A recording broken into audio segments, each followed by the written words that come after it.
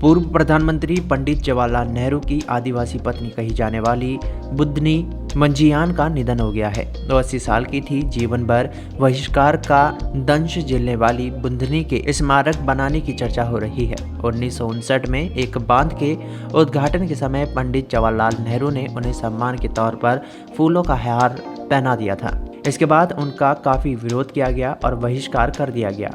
बुधनी उस वक्त मात्र 16 साल की थी।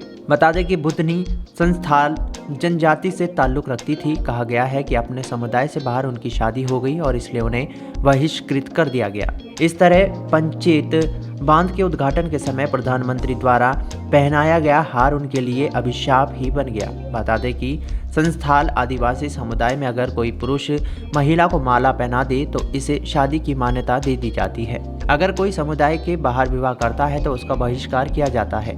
बुधनी की गांव में एंट्री भी बंद कर दी गई थी। वहां गांव के बाहर ही एक टूटे फूटे मकान में अपनी बेटी रत्ना के साथ रहती थी। जो बुधनी मंझियान जीवन भर बहिष्कार की मार झेलती रही, अब उसका स्मारक बनाने की मांग हो रही है।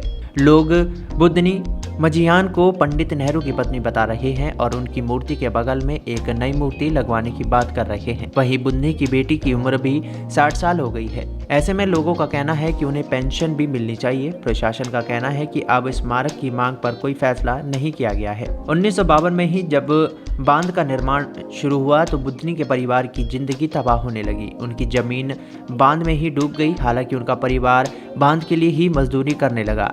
इस प्रोजेक्ट में वो पहली अनुबंधित मजदूर थी। 5 दिसंबर 1959 को जब डैम का उद्घाटन हुआ तो पंडित नेहरू के हार पहनाने की वजह से वो नई मुसीबत में घिर गई। बुधनी को पंडित नेहरू के स्वागत के लिए चुना गया था। 1962 में बुधनी के साथ ही अन्य अनुबंधित मजदूरों का कॉन्ट्रैक्ट खत्म हो गया। इसके बाद वो बंगाल के पुरुलिया चली गई और मजदूरी करने लगी। वहीं बुधनी ने एक मजदूर सुधीर दत्ता से शादी कर ली। जब राजीव गांधी 1985 में प्रधानमंत्री के तौर पर आसनसोल हुए थे तो बुधनी ने अपनी परेशानी बताई। इसके बाद उन्हें डीवीसी में नौकरी मिल गई। बुधनी नौकरी से 2005 में रिटायर हुई थी।